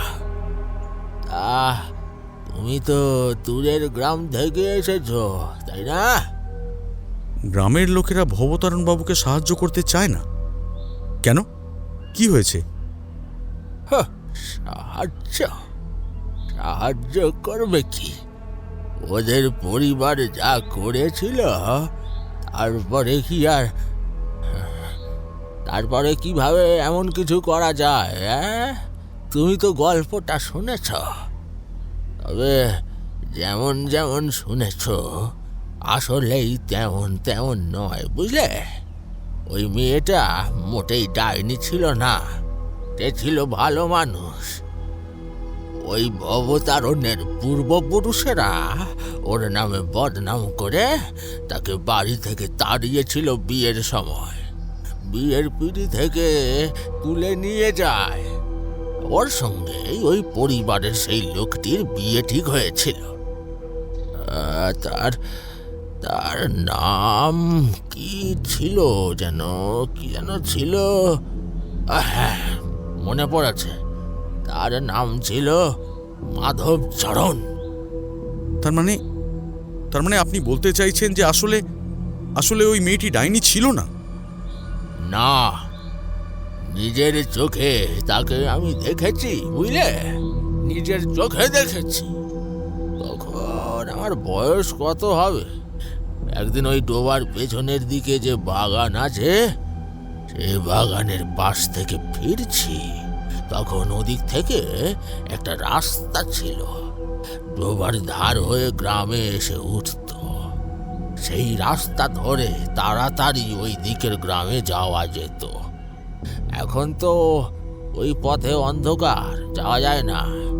রাতের বেলা অন্ধকারে চাঁদের আলোয় পথ ধরে ফিরে আসছি, ডোবার কাছাকাছি এসে পড়েছি। এমন সময় মনে হলো ডোবার কাছটায় আগে থেকেই কে যেন একটা দাঁড়িয়ে রয়েছে। আর একটু এগিয়ে এসেছি, এমন সময় কান্নার শব্দ শুনতে পেলাম, যেন একটা মেয়ে ইনিয়ে বিনিয়ে কেঁদে চলেছে। এমনিতে ওই ডোবার কথা ভালো করে জানতাম, কিন্তু তার আগে তো কখনো কিছু দেখিনি। তাই ঝট করে এগিয়ে গেলাম। হতেই পারে কোনো মেয়ে মানুষ বিপদে পড়েছে। আর একটু এগিয়েছি, দেখতে পেলাম একটা মেয়ে ডোবার কাছে বসে আছে, আমার দিকে পেছন ঘোরা, মাথার চুল খোলা, দুটো হাত মুখের ওপর চাপা দিয়ে হাপুস নয়নে কাঁদছে।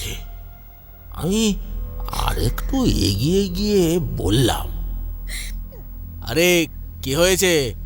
এখানে বসে তুমি অমনভাবে কাঁদছো কেন? কি হয়েছে বলো তো তোমার? আমার আবার কি হবে? আমার কিছুই হয়নি। কাঁদছি আমার ভাগ্যের জন্য। কি হবার ছিল, কি হলাম? আরে এমন কথা বলছো কেন? কি হয়েছে বলবে তো? কোন বাড়ির মেয়ে তুমি? আমার কথা শুনে মেয়েটা হাত তুলে সামনে চ্যাটার্জি বাড়ির দিকে দেখালো। আমি তো তখনই বুঝতে পেরেছি সব কিছু। সেখান থেকে সরার আগেই মেয়েটা মাথা ঘুরিয়ে আমার দিকে তাকালো। দেখতে পেলাম তার কালো দুটো চোখ যেন উজ্জ্বল হয়ে জ্বলছে, মুখের ভেতর থেকে যেন গলগল করে জল গড়িয়ে পড়ছে দুপাশ থেকে। সে সেইভাবেই অদ্ভুতভাবে সে হাসছে। মাথার চুলগুলো সাপের মতো যেন মাঝে মাঝে নড়ে উঠছে। মাটি থেকে সে যখন উঠে দাঁড়ালো, দেখতে পেলাম যে কোনো মানুষের চেয়ে দ্বিগুণ লম্বা তার শরীর। হাত পাগুলো কেমন অস্বাভাবিক লম্বা, পরনের কাপড়টা যেন সামান্য ছোট হয়ে পড়েছে। আমি কি আর বলবো, ভয়ে ঠকঠক করে কাঁপছি। সেখান থেকে যে পালাবো সেইটুকুও করতে পারছি না।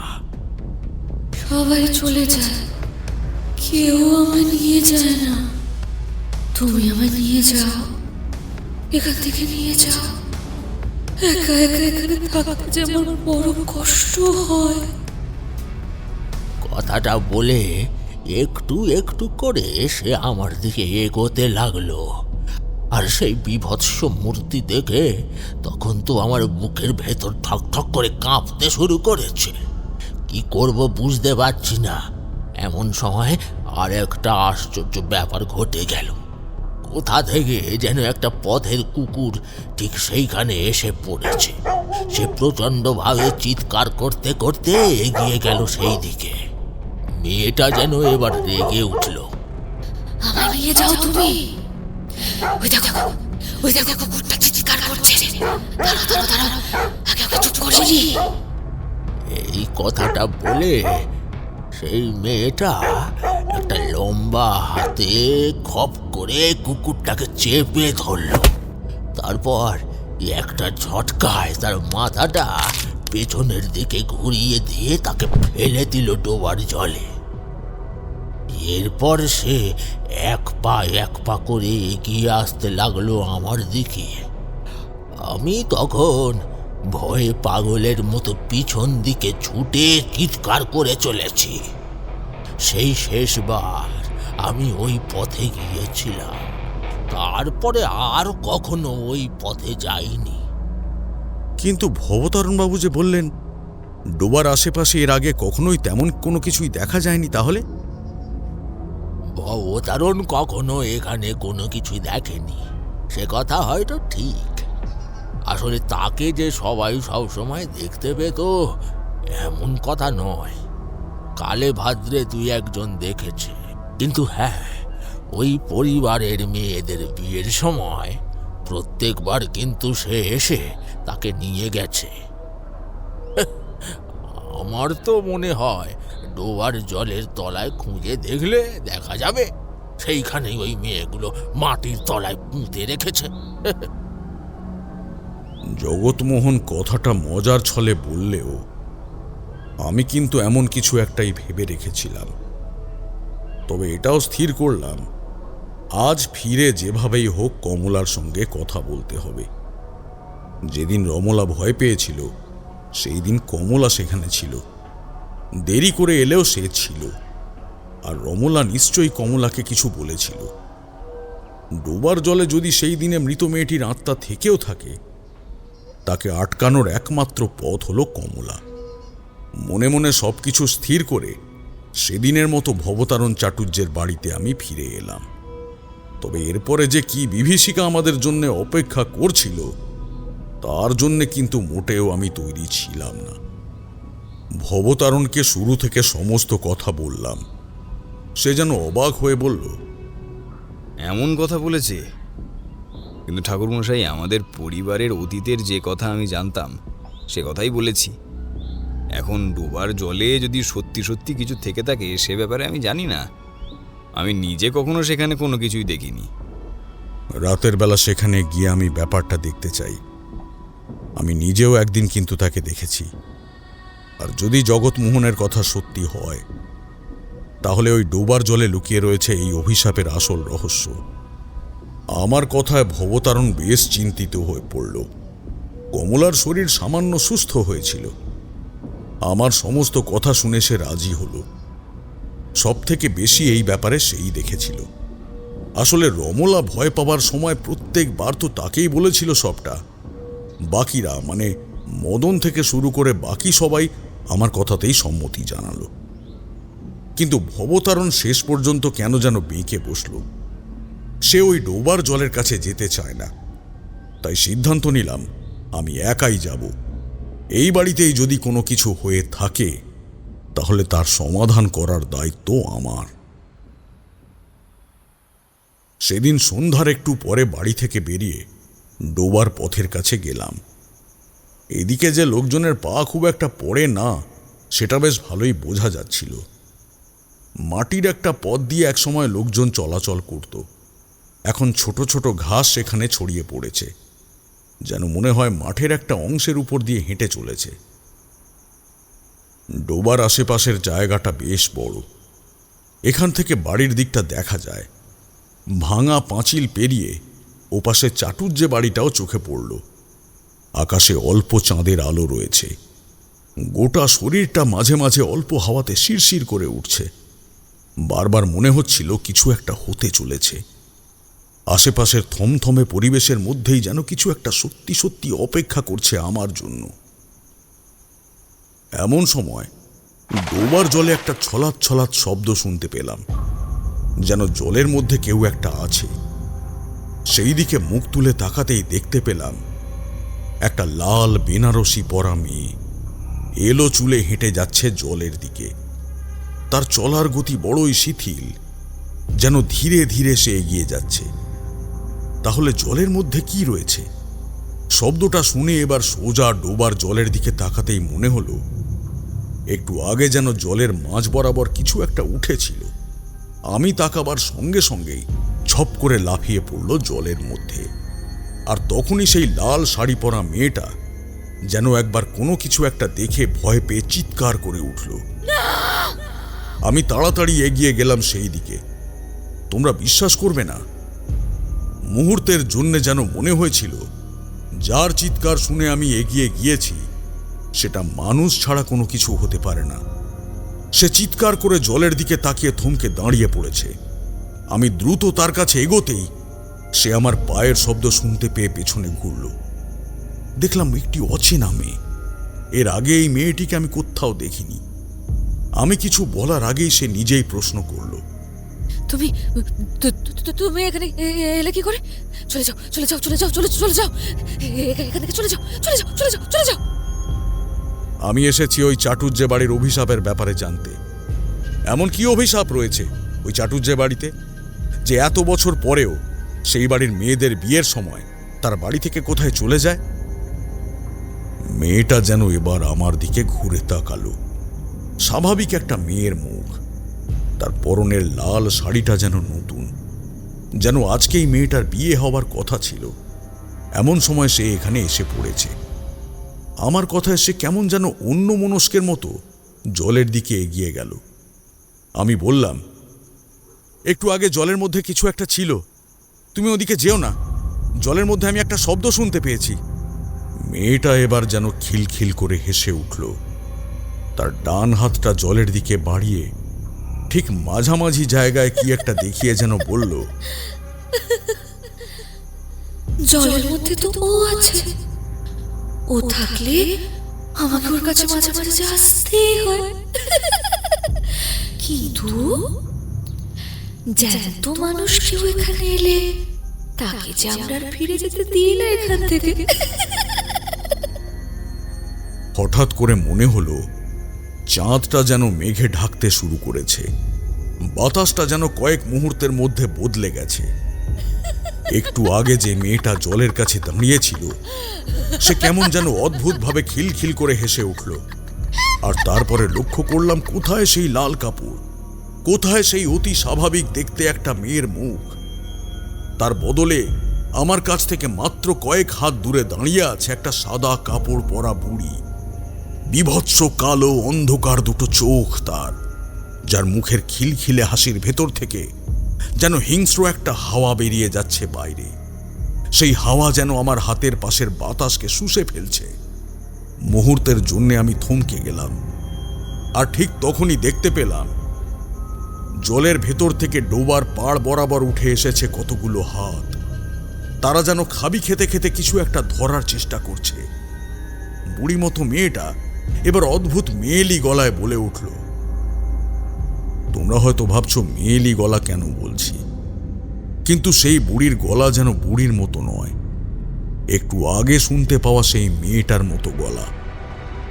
ওইদিকে তাকিয়ে দেখো, জলে টলে কারা আছে? এতদিন ধরে ওদের সবাইকে এখানে আটকে রেখেছি, কাউকে কোথাও যেতে দিইনি। আমি বুঝতে পারছি তুমি কে। তুমি যদি আজ থেকে অনেক বছর আগের সেই মাধবচরণের বিয়ের জন্য এখানে আসা সেই মেয়েটি হও, তাহলে তুমি এসব কেন করছো? ওরা তো তোমার কোনো ক্ষতি করেনি। তুই বড় ভুল করে ফেলেছিস। আমি সে নই, আমি অন্য কেউ। যার কথা তুই বলছিস তাকেও যে আমি ওই ডোবার জলে ডুবিয়ে মেরেছিলাম। আর তারপর থেকেই তো তার শরীরটাকে নিয়ে আমি এতদিন ধরে এখানে বেঁচে রয়েছি, যাতে এই বাড়ির রক্ত যাদের শরীরে বইছে তাদের একটু একটু করে মারতে পারি।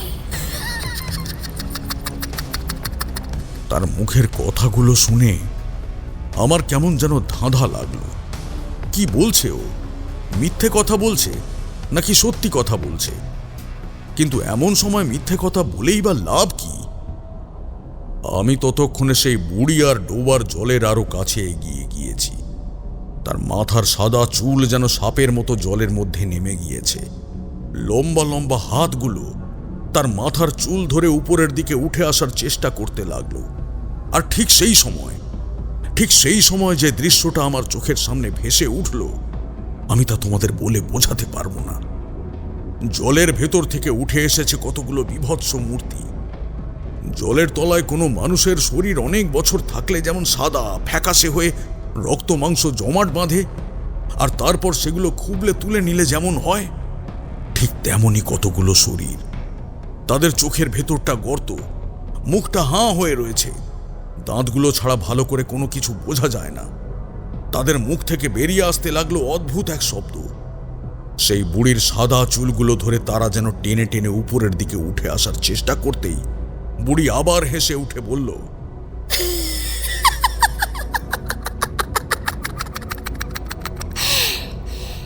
এতদিন ধরে ওদের এইখানে তো আটকে রেখেছি, তুই চলে যা এখান থেকে।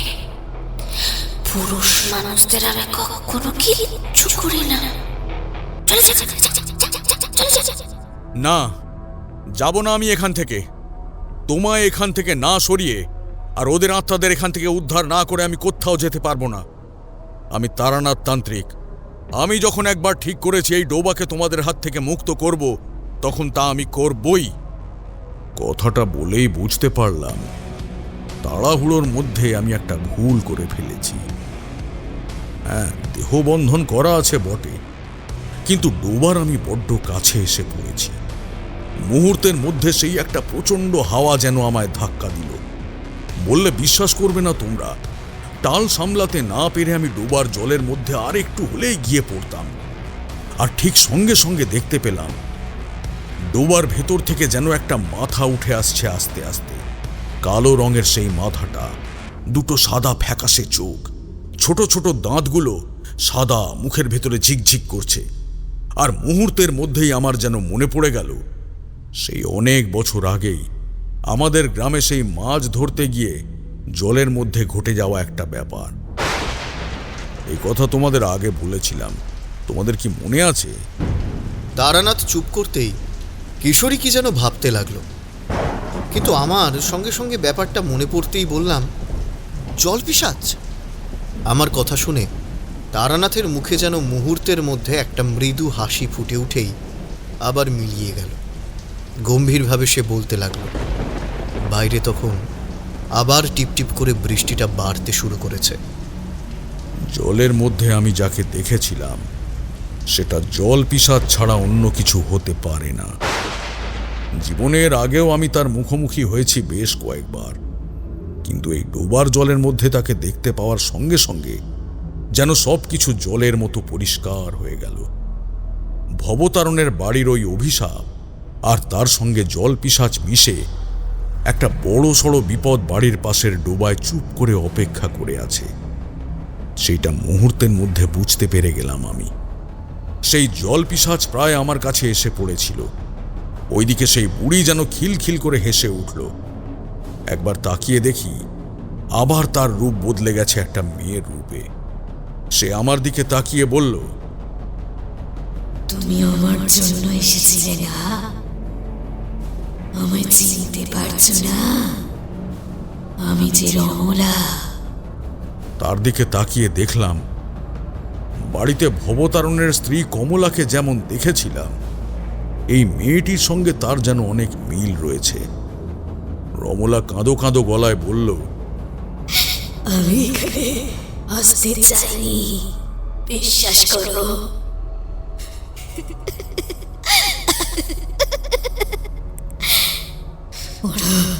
ওরা আমায় জোর করে নিয়ে এসেছে, আর তারপরে ওই জলের মধ্যে ডুবিয়ে মেরেছে আমাকে।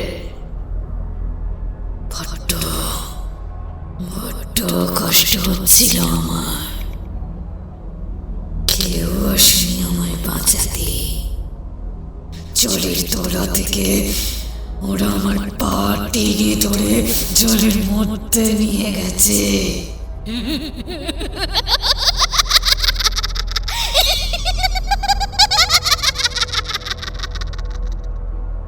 সঙ্গে সঙ্গে রমলা আবার খিলখিল করে হেসে উঠল। দেখতে পেলাম তার মুখের চেহারাটা আমার চোখের সামনে বদলাতে বদলাতে সেই সাদা ফ্যাকাশে হয়ে যাওয়া একটা মূর্তিতে পরিণত হচ্ছে। কখন যে সেই জল পিশাচ জলের মধ্যে থেকে আমার একদম কাছাকাছি এসে পড়েছে সেটা আমি বুঝতেই পারিনি। মুহূর্তের মধ্যে সরে গেলাম পেছনের দিকে। গলা তুলে বললাম, যদি এই সব কিছু জল পিশাচের জন্যই হয় তাহলে অভিশাপ কেন? কেন শুধু বেছে বেছে ভবতারণ চাটুর্যের বাড়ির বিবাহযোগ্যা মেয়েদের তোরা নিয়ে আসছিস? কারণ সেদিন ওর কাছে আমি আমার আত্মা বিক্রি করে গিয়েছিলাম। এই জলের মধ্যে ডুবে যাওয়ার মুহূর্তে আমি বলেছিলাম, এই বাড়িতে আর কোনো মেয়ের বিয়ে হতে আমি দেব না। এই বাড়িতে আর কোনো মেয়ের বিয়ে হতে দেব না যাদের শরীরে এই বাড়ির রক্ত বইছে।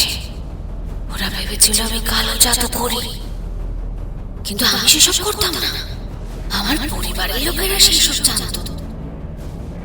তারাই আমার আত্মাকে এই জলে থাকা জলপিশাচের ক্ষমতা দিয়ে আবার বাঁচিয়ে রেখেছে এখানে। আর ওরাই প্রতিজ্ঞা নিয়েছে, যতবার এই বাড়িতে বিয়ে হবে কিংবা এই বাড়ির মেয়েদের বিয়ে হবে ততবার আমি ফিরে ফিরে এসে ওদের নিয়ে যাব। কিন্তু এত বছর আগের এক অভিশাপ এমনভাবে এখনো চলে যাবে সেটা তো কাজের কথা নয়। আমি এই ডোবার চারপাশে বন্ধন করে দেব, আর এখান থেকে যাতে তোরা কখনো বেরিয়ে কোথাও যেতে না পারিস তার ব্যবস্থা করব। ভালোয় ভালোয় এখান থেকে চলে যা, নইলে। আমার কথা শেষ হতে না হতেই সেই জলের মধ্যে যেন একটা আলোড়ন উঠল। একটু আগে পাড়ে বসে থাকা সেই বুড়ি ঝাঁপিয়ে পড়ল ডোবার জলে। মনে হলো যেন জলের তলা থেকে অনেক কিছু উঠে আসতে চাইছে। জলের তলার সেই প্রচণ্ড শব্দ আর তার সঙ্গে মাঝে মাঝে উপরে উঠে আসা হাতগুলো ডোবার চারপাশে ঘুরে বেড়াতে লাগলো। বুঝলাম এইখানে এই ডোবার কাছে সেই জল পিশাচের শক্ত ঠাঁই। এখান থেকে তার বিরুদ্ধে কোনো কিছু করা যাবে না। সেখান থেকে উঠে আসতে যাব, এমন সময় শুনতে পেলাম সেই রমলার গলা। জলের ভেতর থেকে বেরিয়ে আসা একটা বিভৎস মুখ বলছে, না, চলে যেও না, আমার কাছে এসো, এসো আমার কাছে, আমাকে নিয়ে যাও, আমাকে নিয়ে যাও এখান থেকে। আমি আর এখানে থাকতে পারছি না এখানে থাকতে। আমাকে নিয়ে যাও, আমার বড় কষ্ট হচ্ছে, আমি নিয়ে যাও এখান থেকে। ডোবার কাছ থেকে চলে আসছি এমন সময় আরো কয়েকটা মাথা যেন জলের উপরে ভেসে উঠল। সেই মূর্তি মুক্তির জন্য চিৎকার করে চলেছে, আর তার চারপাশে কালো জল পিশাচকে যেন মাঝে মাঝে আমি দেখতে পাচ্ছি। জল ছেড়ে সে বাইরে বেরিয়ে আসতে পারবে না, তার সব ক্ষমতা ওই জলের মধ্যেই। এরপরে আর সেখানে না থেকে আমি ফিরে এলাম। ভবতারণ বাবুকে সমস্ত কথা বলতেই সে আমার কথায় রাজি হলো। সকালে আমার কথা মতো সমস্ত কিছু জোগাড় করে দিতেই সেই ডোবার চারপাশে আমি এক পুজোর আয়োজন করলাম। অনেক কিছু করে, অনেক জটিল প্রক্রিয়া আছে, সেগুলো তোমরা বুঝবে না। সেই সমস্ত করে সবকিছু শেষ করতে প্রায় বিকেল হয়ে গেল। সবার শেষে যজ্ঞে আহুতি দিয়ে বিশেষ কিছু জিনিস এই ডোবার জলে ফেললাম। তারপর সেই ডোবার জলের চারপাশে লাল সুতো আর কালো সুতোর বন্ধন দিয়ে তৈরি করলাম এক গণ্ডি। এরপর ওদের সবাইকে বললাম, তোমরা সবাই চলে যাবে এখান থেকে। কিছুক্ষণ পরে আমি এখানকার কাজ শেষ করে চলে যাব। এখন একমাত্র ভবতারণ ছাড়া আর কেউ এখানে থাকবে না। সবাই এক এক করে চলে গেল। মদন যাওয়ার আগে বলল, বাবু একা একা থাকবে, আমি বাবুর সঙ্গে থাকি। তোমরা থাকলে আমার কাজ হবে না। ভবতারণ বাবু একবার তার মেয়েকে দেখতে চেয়েছিল। আমি এই কাজটুকু একবারের জন্যই করতে পারি, তবে তার চেয়ে বেশি সম্ভব নয়।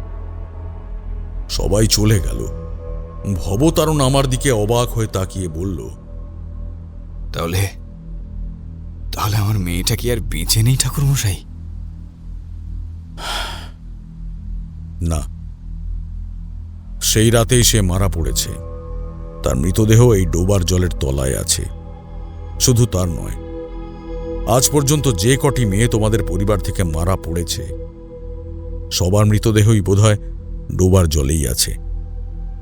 এই ডোবার জলে থাকা এক অশুভ শক্তির সঙ্গে এই ডোবায় ডুবে আত্মহত্যা করা মেয়েটির আত্মা মিলে এতদিন ধরে তোমাদের বাড়ির উপর এক অভিশাপ বহন করেছে।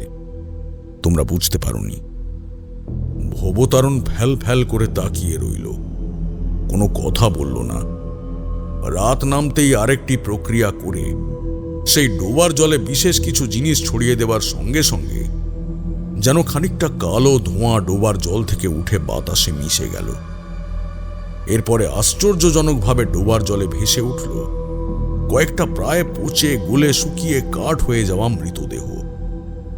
তবে তার মধ্যে সবথেকে তরতাজা মৃতদেহ যেটা উঠেছিল, সেইটাই ছিল রমলার মৃতদেহ।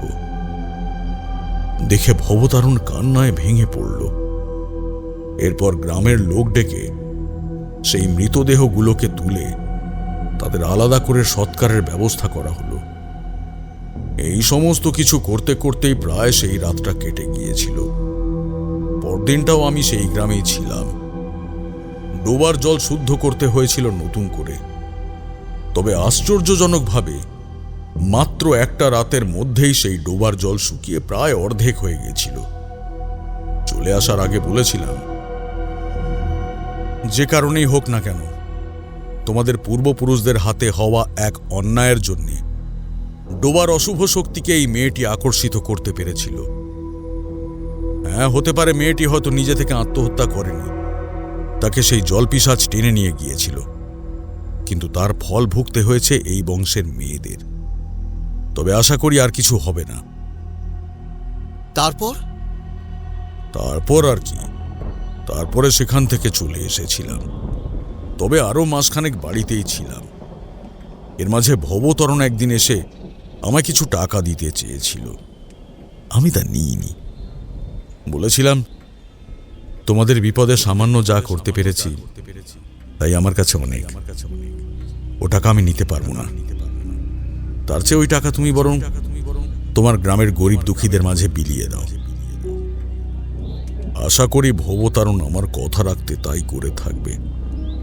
এরপরে হয়তো তার বাড়িতে কোনো মেয়ের বিয়ে দিতে আর সমস্যা হয়নি। হ্যাঁ, যদিও সেই খোঁজ আমার নেওয়াও হয়নি। তবে যদি তার সমস্যা হতো তাহলে নিশ্চয় সে বা অন্য কেউ আমার খোঁজে আসতো। তবে হ্যাঁ, ভবতারণকে বলেছিলাম তার সেই পূর্বপুরুষ মাধবচরণের সঙ্গে যে মেয়েটির বিয়ে হওয়ার কথা ছিল তাদের পরিবারের ব্যাপারে খোঁজ নিতে। সে খোঁজ নিয়েছিল, কিন্তু তাদের কাউকেই নাকি পাওয়া যায়নি। কথা শেষ করে তারানাথ চুপ করতেই আমরা উঠে পড়লাম। বৃষ্টি কমে এসেছিল। আর দেরি করা যাবে না। পথে নামতে নামতে কিশোরী বলল, কিন্তু এই কাজটুকু ঠাকুরমশাই যখন করলেন, অন্য কোনো তান্ত্রিক কিংবা সাধক সেখানে এসে করতে পারল না কেন?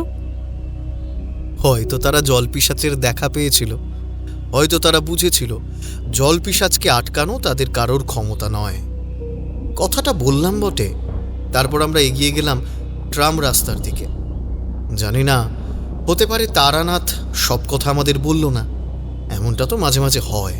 তখন তারানাথ বলে, সব কথা সব সময় জানতে নেই, বুঝলে?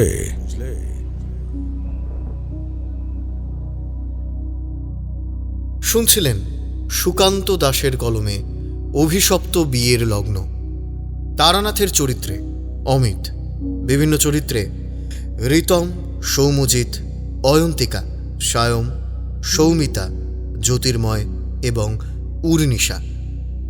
সমগ্র গল্পের কণ্ঠাভিনয় নির্মাণ করেছে ঋতুরা স্টুডিও। সমগ্র গল্পের কণ্ঠ সম্পাদনা, ধ্বনি সম্পাদনা এবং আবহ সম্পাদনা করেছে 62 APS স্টুডিও। গল্পটি শুনে ভালো লাগলে অবশ্যই আমাদের চ্যানেলটি সাবস্ক্রাইব করে বেল আইকন প্রেস করে রাখবেন, এবং অবশ্যই গল্প শুনে আপনার কেমন লাগলো আমাদের কমেন্ট বক্সে সেটা জানাতে ভুলবেন না। তাহলে আগামী সপ্তাহে আবারও একটি রোমাঞ্চকর তারানাথ তান্ত্রিকের গল্প নিয়ে হাজির হব আমরা। ততক্ষণ পর্যন্ত স্টে টিউনড।